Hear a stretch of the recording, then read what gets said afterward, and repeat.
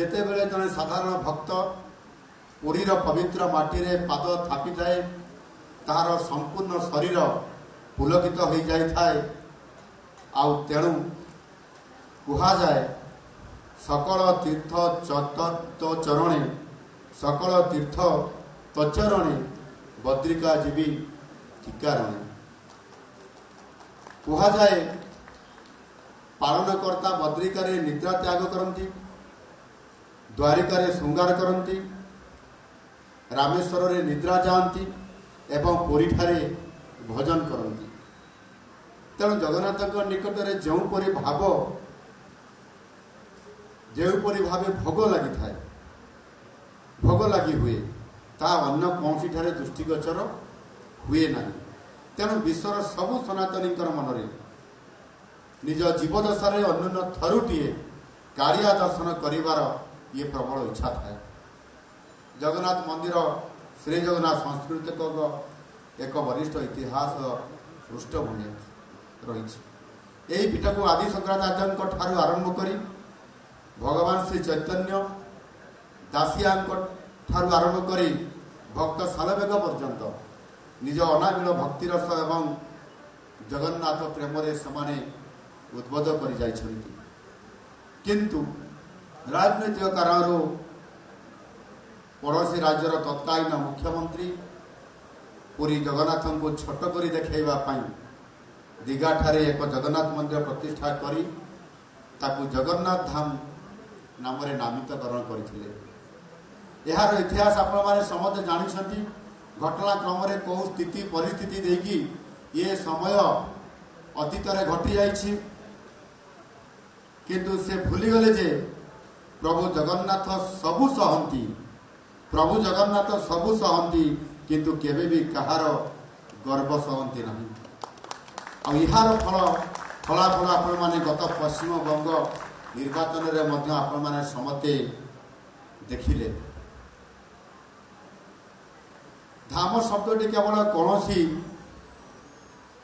ସାଧାରଣ ନାମ, ବୌଦ୍ଧିକ ବିତର୍କ କିମ୍ବା ଭୌଗୋଳିକ ସୀମା ଭିତରେ ଇଏ କେବେ ସୀମିତ ନୁହେଁ। ଏହା ହେଉଛି ଆମର ସନାତନ ସଂସ୍କୃତି, ବୈଦିକ ଶାସ୍ତ୍ର ଏବଂ ପବିତ୍ର ପରମ୍ପରାର ସର୍ବୋଚ୍ଚ ଇଏ ହେଉଛି ଆଧ୍ୟାତ୍ମିକ ପ୍ରତୀକ।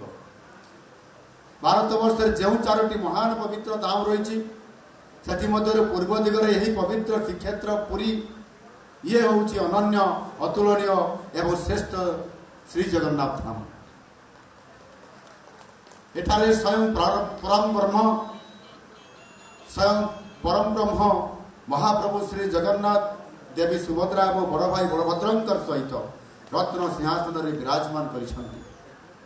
ଯୁଗ ଯୁଗ ଏହି ଧାମର ଏକ ସ୍ୱତନ୍ତ୍ର ସାର୍ବଭୌମ ପରିଚୟ, ମର୍ଯ୍ୟାଦା ଏବଂ ଅପୂର୍ବ ମାହାତ୍ମ୍ୟ ଇଏ ରହି ଆସିଅଛି।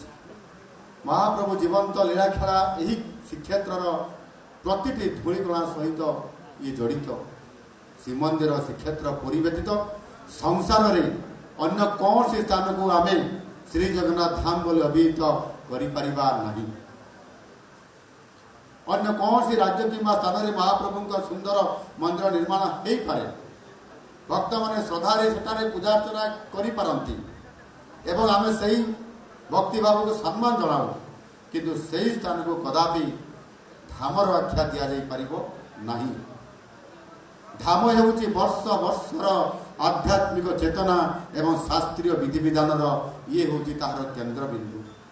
ଯେତେବେଳେ ଆମେ ସମ୍ବାଦପତ୍ର ଏବଂ ସାମାଜିକ ଗଣମାଧ୍ୟମ ଜରିଆରେ ଜାଣିବାକୁ ପାଇଲୁ ଯେ ପଡ଼ୋଶୀ ପଶ୍ଚିମବଙ୍ଗର ଦୀଘାଠାରେ ନିର୍ମିତ ହେଉଥିବା ଶ୍ରୀ ଜଗନ୍ନାଥ ମନ୍ଦିର ପାଇଁ ଧାମ ଶବ୍ଦର ବ୍ୟବହାର କରାଯାଉଛି, ସେତେବେଳେ ପ୍ରତ୍ୟେକ ଓଡ଼ିଆ, ପ୍ରତ୍ୟେକ ସେବାୟତ ଏବଂ ଜଗନ୍ନାଥ ଭକ୍ତଙ୍କର ହୃଦୟରେ ଗଭୀର ଆଘାତ ମଧ୍ୟ ଇଏ ଲାଗିଥିଲା।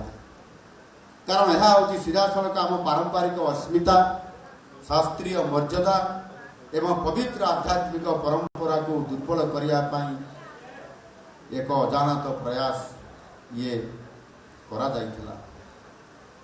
ଆମ ସରକାର ଏହି ପ୍ରସଙ୍ଗରେ ଗଭୀରତାକୁ ଅତି ସମ୍ବେଦନଶୀଳତାର ସହ ଅନୁଭବ କରିଥିଲେ। ସେବାୟତ ବନ୍ଧୁମାନଙ୍କ ମନରେ ସୃଷ୍ଟି ହୋଇଥିବା ଆଶଙ୍କା ଏବଂ ସମଗ୍ର ଓଡ଼ିଶାବାସୀଙ୍କର ଭାବନାକୁ ସମ୍ମାନ ଜଣାଇ ଆମେ ତୁରନ୍ତ ଏଥିରେ आम सरकार जानिला परे ताकू हस्तक्षेप कलु आमे पड़ोसी राज्यर सरकार एवं संपृक्त कर्तृपक्ष अत्यंत दृढ़ता और सौहार्दपूर्ण आलोचना करी स्पष्ट करदेलु जे सनातन जगन्नाथ संस्कृति पुरी ही विश्वर एकमात्र श्री जगन्नाथ धाम।